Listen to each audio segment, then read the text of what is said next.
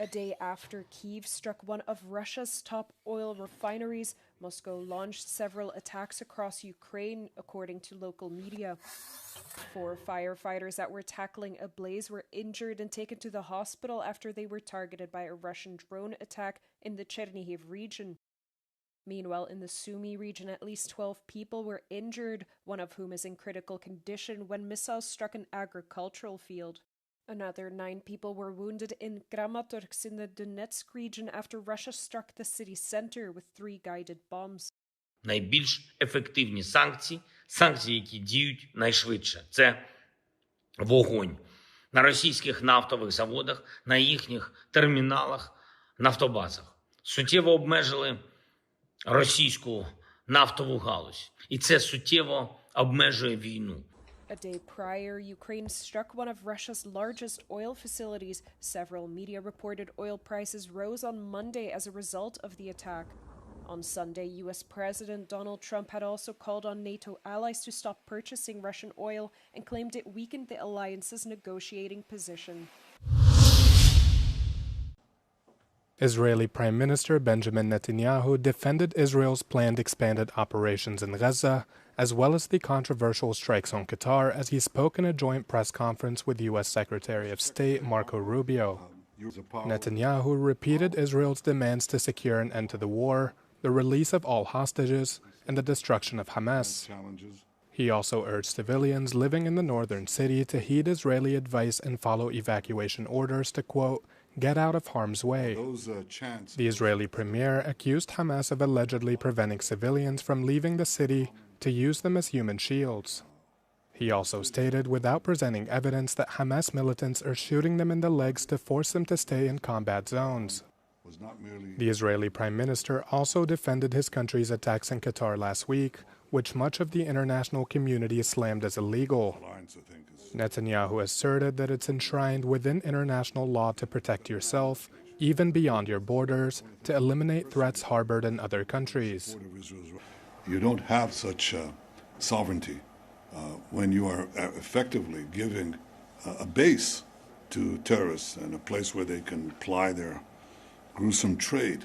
So it's the right of every country under international law to defend itself beyond its borders against those who would kill their citizens, murder them en masse. He also criticized the wave of condemnation, stating that Israeli attacks in Europe in the 1970s did not generate, quote, a great cry of wrongdoing to these countries.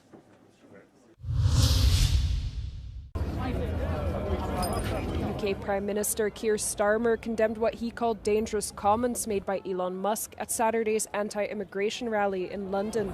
Musk addressed the crowd at the Unite the Kingdom demonstration organised by far-right campaigner Tommy Robinson. He told protesters, quote, violence is coming to you, and you either fight back or you die. Police said 26 officers were injured, 4 seriously, as protesters tried to breach lines separating them from a smaller anti-racist counter-demonstration. Ed Davey, who leads the Liberal Democrats, the third largest party in Parliament, urged Starmer and Conservative opposition leader Kemi Badenoch to join him in condemning Musk's attempt to sow discord and incite violence.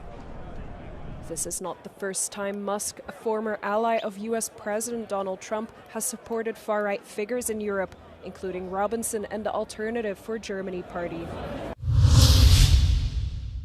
British royals are set to receive US President Donald Trump, who is visiting the United Kingdom this Tuesday for a historic second state visit. The visit will include a state banquet hosted by King Charles III at Windsor Castle and a bilateral meeting with Prime Minister Keir Starmer. Trump and First Lady Melania are expected to arrive on Tuesday evening and depart Thursday in what will see the UK deploy one of its biggest security operations. Their visit comes after an invitation was formally extended in February to Trump, with Starmer presenting a signed letter from King Charles. During the visit, Trump will inspect the Guard of Honor and pay a private visit to the grave of late Queen Elizabeth II, who received him during his first state visit in June 2019. While the U.S. leader will be wined and dined by the royal family, senior officials on both sides will be fleshing out matters on bilateral issues and cooperation behind the scenes. The U.S. and U.K. are expected to announce agreements on technology and civil nuclear energy. The final stage of the Spanish Vuelta cycling race was abandoned on Sunday after pro-Palestine demonstrations repeatedly interrupted proceedings. Protesters knocked down barricades and occupied the roads at several points across the course.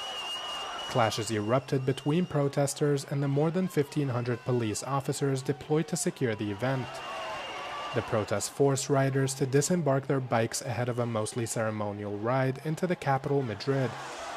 Speaking at an event in Andalusia prior to the final stage taking place, Spanish Prime Minister Pedro Sánchez weighed in on the matter and expressed his support for the protesters.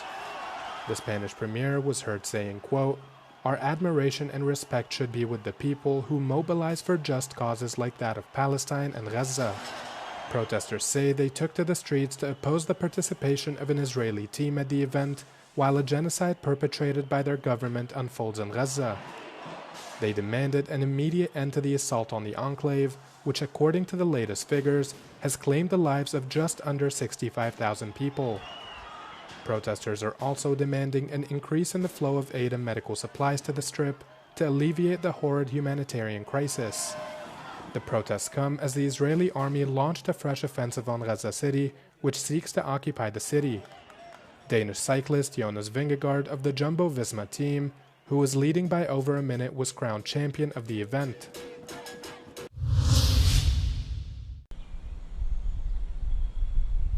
A decision on the 2040 climate targets will be delayed, diplomats have said. 27 environment ministers are set to meet in Brussels on Thursday, but according to EU officials, member states need more time to mull the issue. The European Commission is proposing a 90% reduction in CO2 emissions, but France is pushing for the decision to be taken in October by the heads of state and government. However, several experts warn for the consequences of delaying the decision. Certainly, we see that for now, France is in a camp with a lot of Eurosceptic governments, notably Hungary and Slovakia, that just use indeed the European Council and the unanimity to blackmail on their demands. And some of the demands might go beyond the climate debate even. It could then go into the rule of law, it could go into more money that they need, and then it becomes really a dangerous game.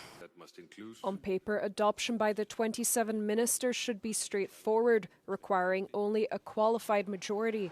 Germany and the Netherlands back the objective, while France, Italy and several Central European countries remain more cautious. However, this is not just a political matter but also an industrial one, as companies urgently need a clear and predictable path forward. What we need to do is agree the direction and decide how we are going to get there. What are the right policies to do that? How can we really drive the acceleration and the scale up of the technologies that we need? At this point, it shouldn't be a fight over the targets. It should be a real discussion on what are the right enabling policies to unlock the investment that Europe needs. And fundamentally, this is a conversation about investment. The EU's credibility as a global leader in climate action is on the line. Any delay on European level would send a concerning signal to international partners ahead of COP30, set to take place in Brazil in November.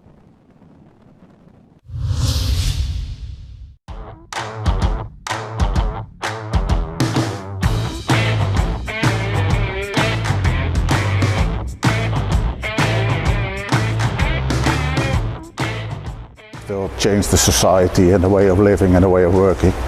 On the other hand, sustainability is one of the main issues. We are also proven in tests that you can transport on very low energy consumptions.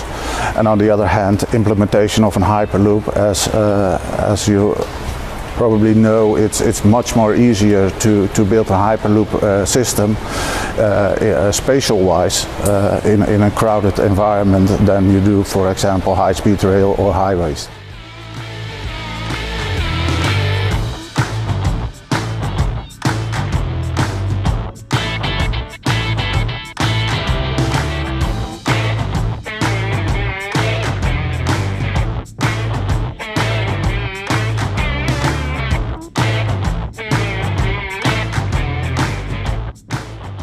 We're also shifting our attention a little bit from the more fundamental questions to the more commercial questions, really making sure that those technologies are not just fit for technical feasibility, but they also become optimized for commercial feasibility and certified products that we can really travel in, you and I as real passengers. That's the next plan.